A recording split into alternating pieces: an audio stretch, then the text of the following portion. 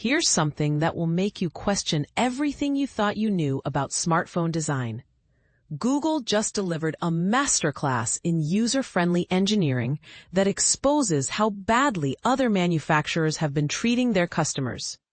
The tech repair experts at iFixit recently got their hands on the Google Pixel 10, and what they discovered will leave you wondering why it took so long for a major smartphone company to show this level of common sense. But here's where it gets controversial. This teardown essentially throws every other manufacturer under the bus, especially Apple. Let's talk about what Google accomplished with the Pixel 10's design philosophy. The company implemented what they call a dual-entry design. Think of it as having two different pathways into the device instead of the typical single route that most phones force you to take. For beginners, this means repair technicians or brave DIY enthusiasts aren't stuck with just one complicated method to access the phone's internals. But the real game changer lies in the battery replacement system.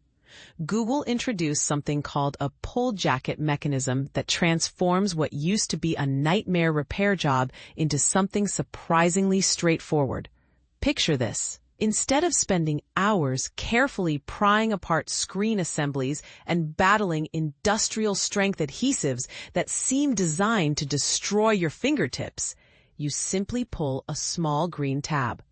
This ingenious tab slices cleanly through the adhesive, holding the battery in place, allowing it to lift out without drama.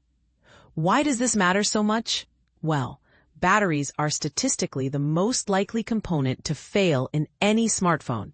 They degrade over time, lose capacity, and eventually need replacement. Until now, most manufacturers, and we're looking directly at you, Apple, have made this process unnecessarily complex and expensive. The Pixel 10's thoughtful engineering extends beyond just the battery situation. Google streamlined the entire disassembly process by reducing the total number of screws compared to competing devices. Even better, every single screw uses the same T3 Torx Plus head. For those unfamiliar with repair work, this eliminates the frustrating need to juggle multiple screwdriver types during a single repair job. It's a small detail that makes a massive difference in real-world scenarios. Inside the device, you'll find Google's latest Tensor G5 processor, alongside a new feature called the Pixel Snap Magnetic Ring, which enables Qi 2 wireless charging capabilities. The internal layout follows what repair experts describe as a stripped-back but logical arrangement. This means even individuals without professional repair experience can potentially handle basic maintenance tasks, a stark contrast to the deliberately convoluted designs we've grown accustomed to. Now, let's address the elephant in the room.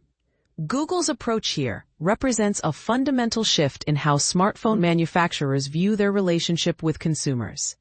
For years, the industry standard has been to essentially trap users within expensive service ecosystems by making devices nearly impossible to repair independently. This forces customers to pay premium prices at authorized service centers or simply buy new devices when problems arise. And this is the part most people miss. This isn't just about repair convenience, it's about device longevity and environmental responsibility. When phones become easier to fix, people keep them longer. When people keep them longer, fewer devices end up in landfills. It's a win-win situation that somehow took the industry decades to embrace. Apple recently introduced their own battery removal system using low-voltage electrical discharges, but many experts view this as a reactive move rather than a genuine commitment to repairability. The Pixel 10's impressive 6 out of 10 repairability score from iFixit suggests Google might actually be prioritizing user experience over profit maximization, a refreshing change of pace.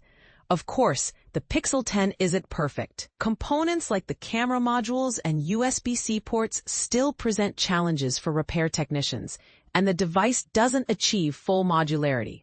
However, it represents significant progress in an industry that has historically moved in the opposite direction. Here's the controversial question that needs asking. If Google can engineer a phone that's both sophisticated and repair-friendly, why haven't other manufacturers done the same? Are we to believe that gluing devices shut and using proprietary screws is somehow necessary for performance or aesthetics? Or have companies simply been prioritizing short-term profits over long-term customer satisfaction? What do you think? Is Google's approach to repairability a genuine commitment to users, or just clever marketing designed to differentiate their products? Should other manufacturers be held accountable for their repair-hostile designs? Share your thoughts, especially if you disagree with the idea that easier repairs should be an industry standard.